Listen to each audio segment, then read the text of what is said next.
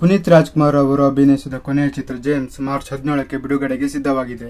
ಈಗ ಚಿತ್ರಕ್ಕೆ ಸೆನ್ಸಾರ್ ಆಗಿದ್ದು, ಕುಟುಂಬ ಸಮೇತರಾಗಿ ನೋಡುವ ಸಿನಿಮಾಗಳನ್ನೇ ಕೊನೆವರೆಗೂ ನೀಡಿದ ಅಪ್ಪು ತಮ್ಮ ಕೊನೆಯ ಸಿನಿಮಾವನ್ನು ಕೂಡ ಅದೇ ರೀತಿ ಆಯ್ಕೆ ಮಾಡಿಕೊಂಡಿದ್ದರು. ಈಗ ಇದೇ ಜೇಮ್ಸ್ ಚಿತ್ರಕ್ಕೆ ಸೆನ್ಸಾರ್ ಮಂಡಳಿಯಿಂದ ಯುಎ ಸರ್ಟಿಫಿಕೇಟ್ ದೊರಕಿದ್ದು, ಕುಟುಂಬ ಸಮೇತರಾಗಿ ನೋಡಬಹುದು ಎಂದು ಈ ಸರ್ಟಿಫಿಕೇಟ್ ನೀಡಲಾಗಿದೆ. ಹಾಗೂ ಈ ಚಿತ್ರವು ರಿಲೀಸ್ ಆಗಲಿರುವ ಥಿಯೇಟರ್ಗಳ ಮೊದಲ ಹಂತದ ಲಿಸ್ಟ್ ಕೂಡ ಬಿಡುಗಡೆ ಮಾಡಲಾಗಿದೆ.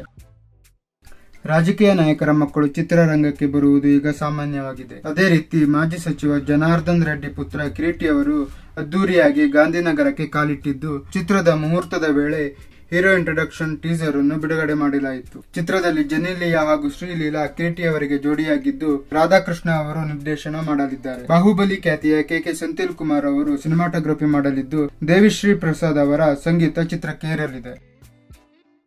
ರಿಯಲ್ ಸ್ಟಾರ್ ಉಪೇಂದ್ರ ರವರು ಕಬ್ಜಾ ಶೂಟಿಂಗ್ ನಲ್ಲಿ ಬ್ಯುಸಿಯಾಗಿದ್ದು, ಇದರಿಂದ ಅವರ ಯಾವುದೇ ಸಿನಿಮಾವು ಇತ್ತೀಚೆಗೆ ಬಿಡುಗಡೆಯಾಗಿರಲಿಲ್ಲ. ಆದರೆ ಈಗ ಉಪೇಂದ್ರ ರವರ ಹೊಸ ಸಿನಿಮಾವೊಂದು ಬಿಡುಗಡೆಗೆ ಸಜ್ಜಾಗಿದ್ದು, ಉಪೇಂದ್ರ ವೇದಿಕಾ ತಾನ್ಯ ಹೋಪ್ ಅಭಿನಯದ ಹೋಮ್ ಮಿನಿಸ್ಟರ್ ಚಿತ್ರವು ಏಪ್ರಿಲ್ 1ಕ್ಕೆ ರಾಜ್ಯಾದ್ಯಂತ ಬಿಡುಗಡೆಯಾಗಲಿದೆ. ಚಿತ್ರಕ್ಕೆ ಸುಜಯ್ ಕೆ ಶ್ರೀಹರಿ ಅವರ ನಿರ್ದೇಶನವಿದ್ದು, ಜಿಬ್ರಾನ್ ಅವರು ಸಂಗೀತವನ್ನು ನೀಡಿದ್ದಾರೆ. ಕುಂಟನಿ ಎಸ್ ಕುಮಾರ್ ಅವರು ಛಾಯಾಗ್ರಹಣದ ಜವಾಬ್ದಾರಿಯನ್ನು ಹೊತ್ತಿದ್ದಾರೆ.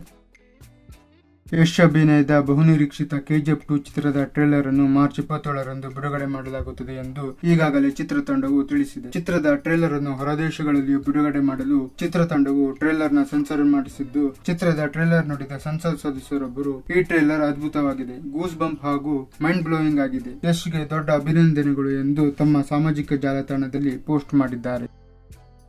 ಪುನೀತ್ ರಾಜ್ಕುಮಾರ್ ಅವರು ನಮ್ಮನ್ನೆಲ್ಲ ದೈಹಿಕವಾಗಿ ಅಗಲಿದರು, ಅವರನ್ನು ಪ್ರೀತಿಸುವ ಜನರಲ್ಲಿ ಜೀವಂತವಾಗಿದ್ದಾರೆ. ಹೀಗಾಗಿ ಮಾರ್ಚ್ 17ರಂದು ಪ್ರತಿ ವರ್ಷ ಅಪ್ಪು ಅವರ ಹುಟ್ಟುಹಬ್ಬವನ್ನು ಹೇಗೆ ಆಚರಿಸುತ್ತಿದ್ದರೋ ಅದೇ ರೀತಿ ಈ ವರ್ಷವೂ ಹುಟ್ಟುಹಬ್ಬವನ್ನು ಆಚರಿಸಲು ಅಭಿಮಾನಿಗಳು ಸಜ್ಜಾಗಿದ್ದಾರೆ. ಅದಕ್ಕಾಗಿ ಅಪ್ಪು ಅವರ ಕಾಮನ್ ಡಿಪಿಯನ್ನು ಟ್ರೆಂಡ್ ಮಾಡಲು ಅಭಿಮಾನಿಗಳು ಮುಂದಾಗಿದ್ದಾರೆ. ಮಾರ್ಚ್ 12ರಂದು ಕಾಮನ್ ಡಿಪಿ ಬಿಡುಗಡೆಯಾಗಲಿದ್ದು, ಅಂದಿನಿಂದಲೇ ಟ್ರೆಂಡ್ ಮಾಡಲು ಅಭಿಮಾನಿಗಳು ನಿರ್ಧರಿಸಿದ್ದಾರೆ.